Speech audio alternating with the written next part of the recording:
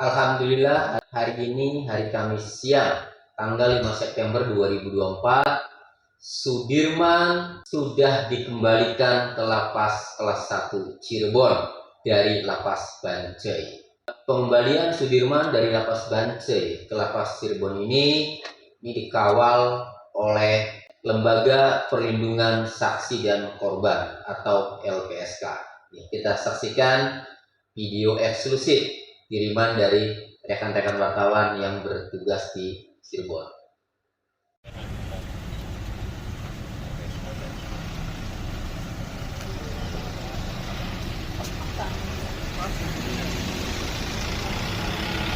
Sudirman! Sudirman!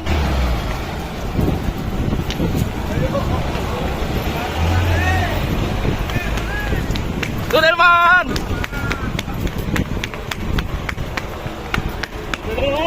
Sudirman, chat Sudirman! Sudirman, chat!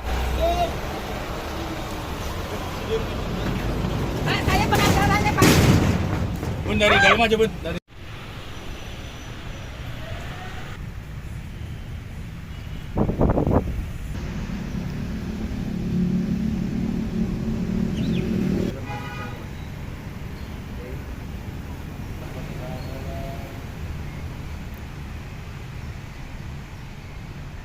LPSK. Oh, ada kakaknya, Bang.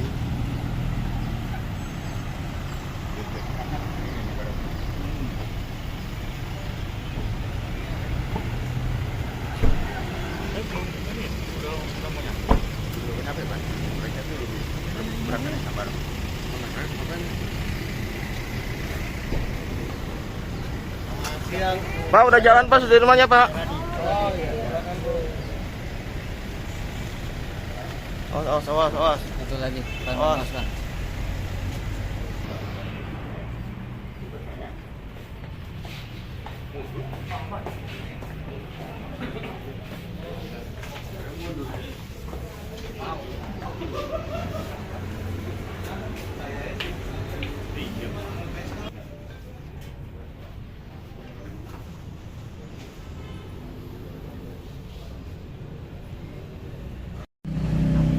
Saya mau tambahin yang jembatan kemarin saya mau turun naik mobil pagi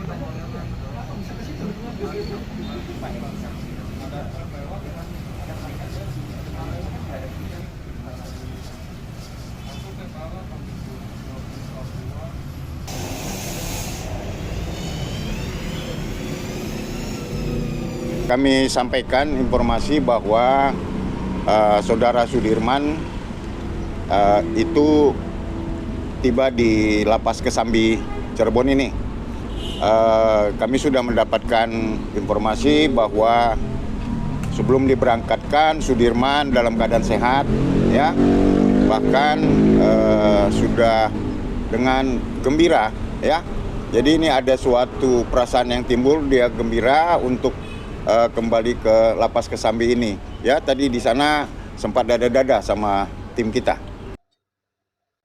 Oke, memang Sudirman harus dikembalikan ke lapas kelas 1 Cirebon karena pada saat eksekusi putusan oleh Jaksa Penuntut Umum Kejaksaan Negeri Cirebon memang ditempatkannya itu di lapas kelas 1 Cirebon. Jadi kalaupun pernah dipinjam, seharusnya segera Sudirman itu dikembalikan ke lapas kelas 1 Cirebon karena memang eksekusinya penempatan Sudirman untuk menjalani hukuman itu di lapas kelas 1 Cirebon. Lalu, apa saja hak Sudirman selaku narapidana di lapas kelas 1 Cirebon? Saya bacakan hak-haknya berdasarkan Undang-Undang Republik Indonesia Nomor 22 Tahun 2022 tentang pemasyarakatan. Itu diatur di dalam pasal 9.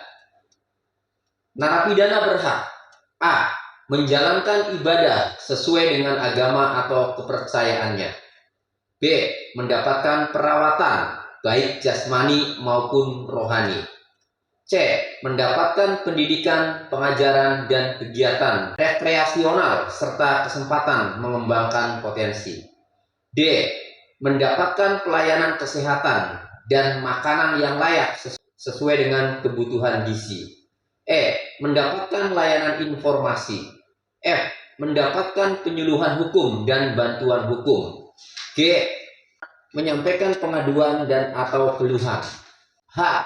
Mendapatkan bahan bacaan dan mengikuti siaran media massa yang tidak dilarang.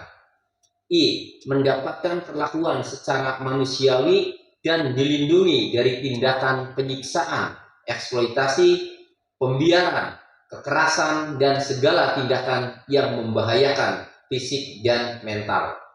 C. Mendapatkan jaminan keselamatan kerja, upah, atau premi hasil bekerja. K. Mendapatkan pelayanan sosial. Dan L. Menerima atau menolak kunjungan dari keluarga, advokat, pendamping, dan masyarakat.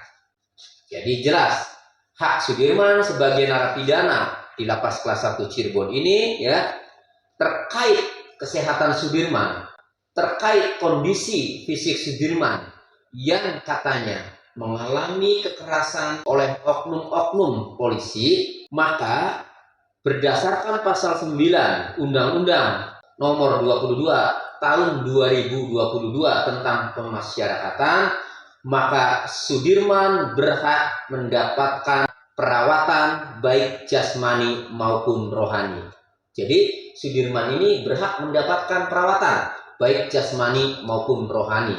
Jadi jika badannya itu ada yang sakit, maka Sudirman berhak mendapatkan perawatan baik jasmani maupun rohani. Kemudian untuk pemulihannya, Sudirman juga berhak mendapatkan pelayanan kesehatan dan makanan yang layak sesuai dengan kebutuhan gizi.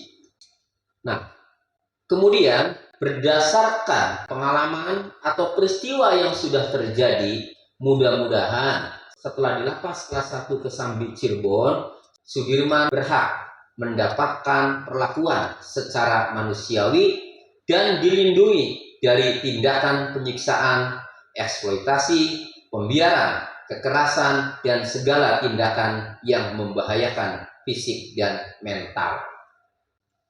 Nah, kemudian selain hak-hak narapidana yang sudah disebutkan dalam pasal 9 tadi, ada hak narapidana lain yang diatur di dalam pasal 10 Undang-Undang Pemasyarakatan. Apa saja? Ayat 1. Selain hak sebagaimana dimaksud dalam pasal 9, narapidana yang telah memenuhi persyaratan tertentu tanpa terkecuali juga berhak atas A. Remisi, B. Asimilasi, C. Cuti mengunjungi atau dikunjungi keluarga, D. Cuti bersyarat, E. Cuti menjelang bebas, F. Pembebasan bersyarat, dan G. Hak lain sesuai dengan ketentuan peraturan perundang-undangan. Kemudian ayat 2-nya, persyaratan tertentu sebagaimana dimaksud pada ayat 1 meliputi A. Berkelakuan baik, B. Aktif mengikuti program pembinaan, dan C. Telah menunjukkan penurunan tingkat risiko. Dan ayat 3-nya, selain memenuhi persyaratan tertentu sebagaimana dimaksud pada ayat 2, bagi narapidana yang akan diberikan cuti menjelang bebas atau pembebasan bersyarat sebagaimana dimaksud pada ayat 1 huruf E dan huruf F juga harus telah menjalani masa pidana paling singkat 2/3 dengan ketentuan 2/3 masa pidana tersebut paling sedikit 9 bulan. Jadi kalau narapidana yang akan diberikan cuti menjelang bebas, maka narapidana itu harus menjalani 2/3 dari masa hukuman. Misalnya hukumannya itu 3 tahun, maka harus menjalani 2/3 dari masa hukuman. Berapa 2/3-nya? 2/3-nya adalah 2 tahun.